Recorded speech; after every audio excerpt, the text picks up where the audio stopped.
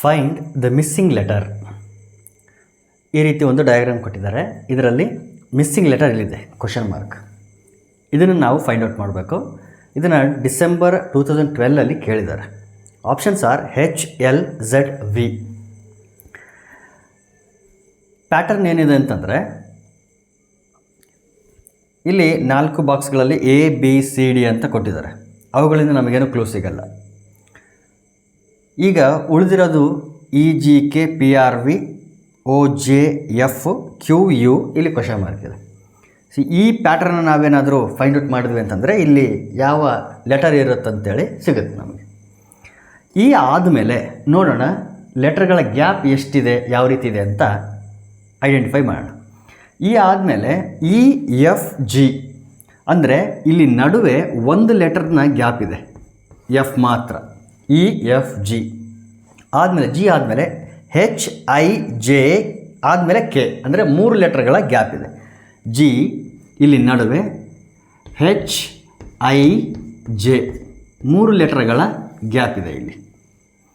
ಅದಾದಮೇಲೆ ಇಲ್ಲಿಗೆ ಬಂದರೆ P ಇಂದ ಶುರು ಮಾಡಿದರೆ Q ಆದ ಕೂಡಲೇ ಇಮಿಡಿಯೇಟ್ಲಿ R ಅಂದರೆ ಇಲ್ಲಿ ನಡುವೆ ಒಂದೇ ಒಂದು ಲೆಟರ್ನ ಗ್ಯಾಪ್ ಇರೋದು Q.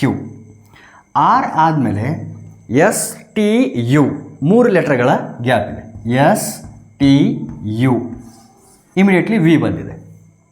ಸೊ ಇಲ್ಲಿ ಒಂದು ಲೆಟರು, ಇಲ್ಲಿ ಒಂದು ಲೆಟರ್, ಇಲ್ಲಿ 3 ಲೆಟರ್ಸು, ಇಲ್ಲಿ 3 ಲೆಟರ್ಸ್. ಅಂದರೆ ಹೆಂಗಿದೆ ಅಂತಂದರೆ ಇದೇ ಪ್ಯಾಟರ್ನ್ನ ಹಿಂಗೆ ತಗೊಂಡಿದ್ದಾರೆ.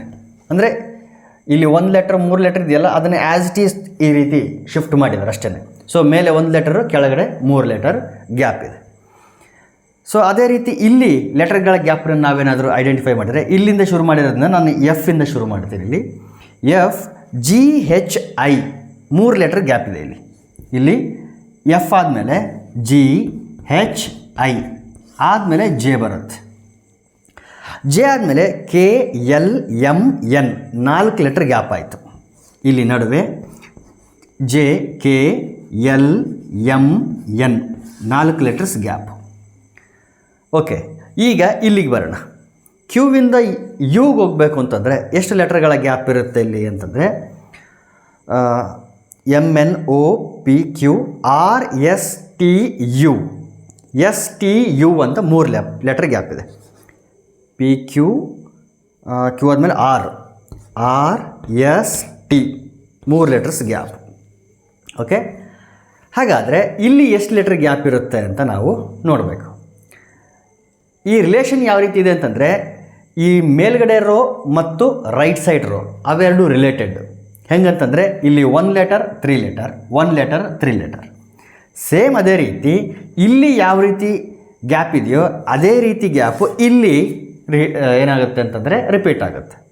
ಸೊ ಇಲ್ಲಿ ಏನಿದೆ ಇದನ್ನು ಆ್ಯಸ್ ಇಟ್ ಈಸ್ ಹಿಂಗೆ ಪುಷ್ ಮಾಡಬೇಕು ನಾವು.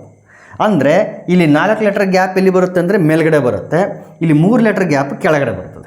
ಸೊ ಆಲ್ರೆಡಿ ಇಲ್ಲಿ 3 ಲೆಟರ್ಗಳ ಗ್ಯಾಪ್ ಇರೋದ್ರಿಂದ ಇಲ್ಲಿ ಎಷ್ಟು ಲೆಟರ್ಗಳ ಗ್ಯಾಪ್ ಇರುತ್ತೆ ಅಂತಂದರೆ 4 ಲೆಟರ್ಸ್ಗಳ ಗ್ಯಾಪ್ ಇರುತ್ತೆ. ಯುವಿಂದ 4 ಲೆಟರ್ಸ್ ಗ್ಯಾಪ್ನ ನಾವೇನಾದರೂ ಕೌಂಟ್ ಮಾಡೋದಾದರೆ ಯು ಆದಮೇಲೆ VWXY.